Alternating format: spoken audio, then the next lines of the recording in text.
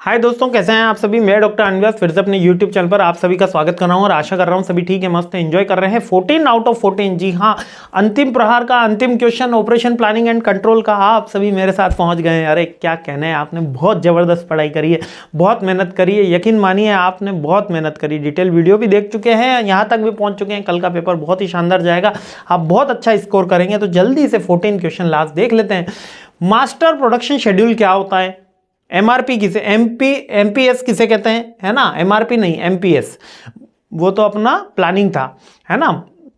MRP तो यहां पर क्या है, मास्टर प्रोडक्शन शेड्यूल। यानी कि एमपीएस क्या होता है? एमपीएस बेसिकली डिफरेंट कैटेगरीज के अंदर हम जितने भी प्रोडक्शन शेड्यूल्स बनाते हैं, जितने भी प्रोडक्शन की प्लानिंग करते हैं, उन सब की एक प्लानिंग करना, उसको ही मास्टर प्रोडक्शन शेड्यूल कहते हैं। जिसके अंदर हम सारी यूनिट्स का, सारे डिपार्टमेंट्स का एक साथ जब प्रोडक्शन सिस्टम बना रहे होते हैं, प्रोडक्शन शेड्यूल्स बना रहे होते हैं, वो ही मास्टर प्रोडक्शन सिस्टम शेड्यूल्स होता है।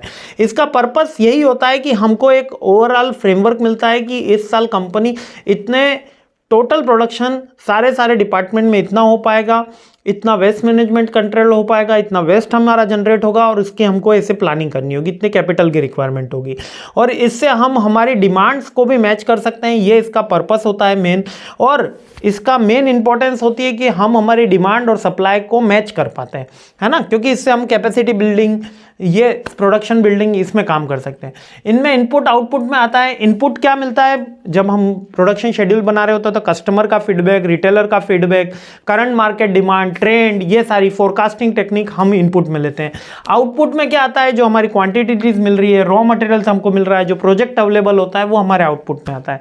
नेचर क्या होता है मास्टर प्रोडक्शन शेड्यूल का? एक कॉम्प्रिहेंसिव प्लान होता है, लॉन्ग टर्म प्लान होता है, ओवरऑल एक्टिविटी होती है ना। विश लिस्ट के अंदर भी आता है, फ्यूचर की डिमांड भी हम इसके अंदर लिखते हैं, फ्यूचर की प्लानिंग भी हम इसके अंदर लिखते हैं और सारा ओवरऑल प्लान होता है।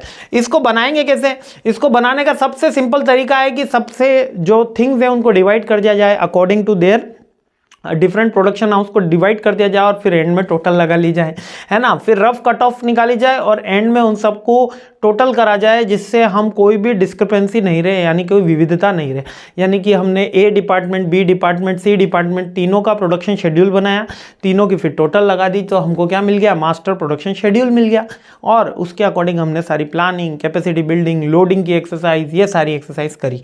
आई होप क्लियर हो गया है, कहीं कोई डाउट रहा नहीं होगा। मतलब कि मास्टर शेड्यूल बनाना, जैसे कि एमबीए के 4th सेम में जो आपकी मास्टर मार्कशीट आएगी कि उसके अंदर first year, second year, third year तीनों के मार्क्स होते हैं और 4th सेमेस्टर के मार्क्स भी होते हैं, है ना। First year, second year, third semester, थोड़ी ईयर नहीं है, सेमेस्टर्स के मार्क्स हैं, और 4th सेमेस्टर के भी जब मार्क्स आते हैं तो वो अपना मास्टर प्रोडक्शन शेड्यूल हो जाता है, अपनी मार्कशीट वही है।